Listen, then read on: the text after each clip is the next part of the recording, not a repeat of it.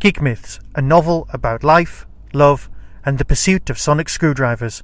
Available in paperback and Kindle edition from Amazon. Scanning for audio.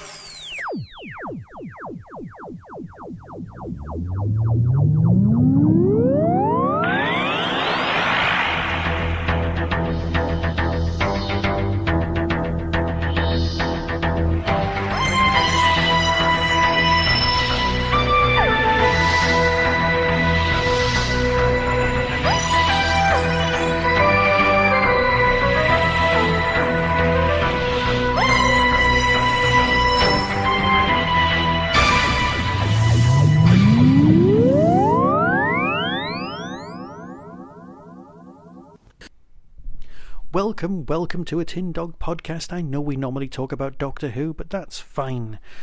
You know that the second love of my life isn't even UFO. It's Blake 7. Ah, yes. Good old Blake, wandering around the universe. And you know what?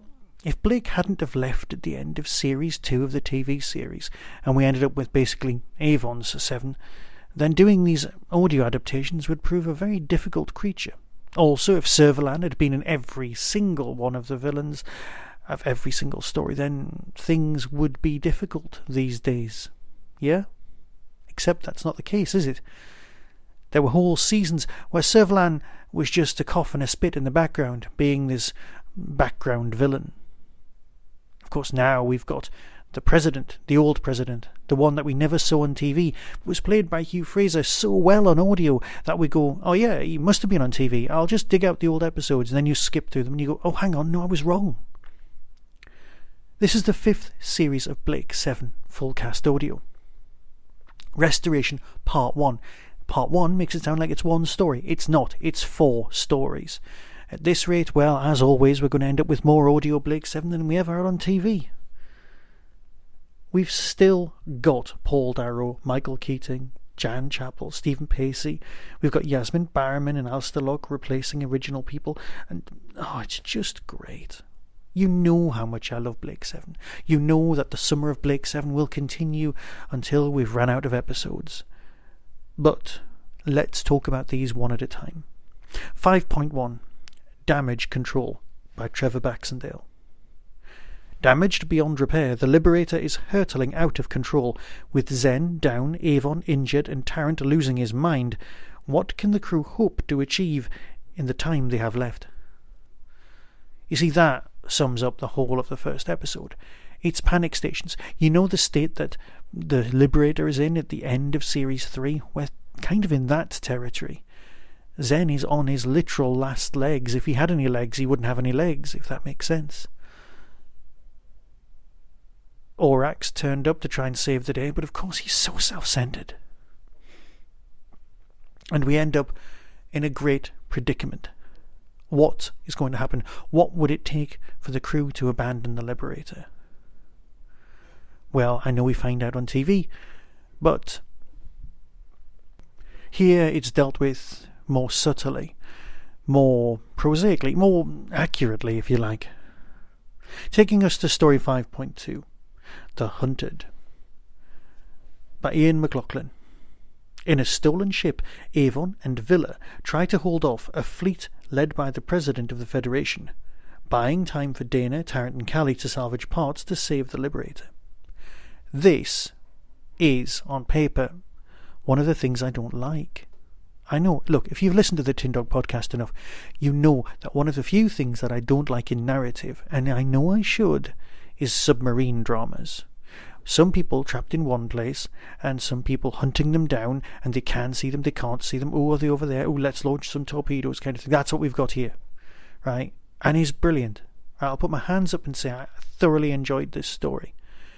It's, Vila and Avon together on a ship by themselves. It's one of those small cast stories where everybody else is off doing something else, which gives you enough chance for them, the others, to be in story number 3, which is great, and everyone comes back to story number 4. That's great. So, you've got them being hunted, you've got the camera cutting. It would be one of those episodes that would be all effects, there'd be no location work, and there'd be just some people on board a ship. It's actually better on audio because you're not crowded out by the sometimes dodgy effects. sometimes marvellous ones. You know what I mean. You've seen enough Blake 7. Story number 3, Figurehead, by Scott Harrison. With the Liberator crippled and vulnerable, Tarrant and Cally are given just 24 hours to end the violence on Gamma Vynos II, or kill the person responsible. Avalon. I know, Avalon, back, who would have thought? It's one of those stories where I don't want to say too much, because it would just give things away. But you know, Avalon, freedom fighter, hung around with Blake a lot, really should be part of the Blake 7 crew, but definitely should never be part of the Blake 7 crew. Yeah, her. She's great, and she's here, so that's a great story. And of course we've got some other recurring characters who are just as bad as Servalan. Marvellous. Seriously. Which brings us to 5.4, Abandoned Ship, by Steve Lyons. The Liberator is falling apart. Its life support systems are failing. The ship can no longer sustain 5 crew members, but who will stay and who will leave? Both options seem equally deadly. This episode is genius. Seriously, it's one of those tension builders. You can so imagine this. It's a bottle episode. It takes place just on the Liberator, and it works. Alright, it doesn't. There's a bit at the beginning on a jungle, but you get the general feel. There's tension, there's backstabbing, there's true characterization. Oh, it's just glorious. So if you like Blake 7 and you've kind of been toying with the idea of going for the audios, just jump on the bandwagon. Start here. Superb. Seriously, I can't wait for part 2 and yet another 4 stories. I love Blake 7. I'm so glad it's here. So, with that, as always, I'll play you the trailer and say farewell and speak to you next time. Maybe about Doctor Who, maybe about something else. So until then, be seeing you. Information. Coming soon from Big Finish Productions. Zen, respond. He's had it, Avon. We all have. The Liberator's out of control. Blake 7. Restoration. Part 1. Sir, the trader ship is accelerating. Prepare weapons. But Mordecane, I only want that ship damaged. Yes, Your Excellency. Power the weapons. Target their engines. Yes, sir. Fire. When will it end, Avon? The running, the fighting, the hiding. How long can we do this? I don't know.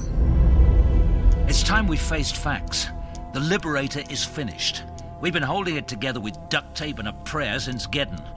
The question now is, who wants to go down with it? In fact, Liberator can still support 3 crew members. That choice must be made within 46 hours, however. How? How can we possibly choose to abandon 2 of us? Repeat, Avon, Vila, this is Dayna. A pursuit ship is moving into attack. The Liberator won't survive a barrage, and I don't think the base's weapons can hold it off. Look, we need you back here, Avon. Can you hear me? If this is about Avalon, why has Zero Voss been dragged into this? Kestra didn't have a choice. Meaning? Meaning Avalon has made a mess, and we all need to clean it up. Zen brought the Liberator here with the last of its power. There has to be a reason.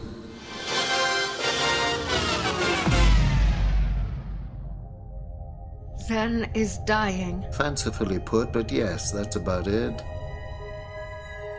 Big Finish. We love stories.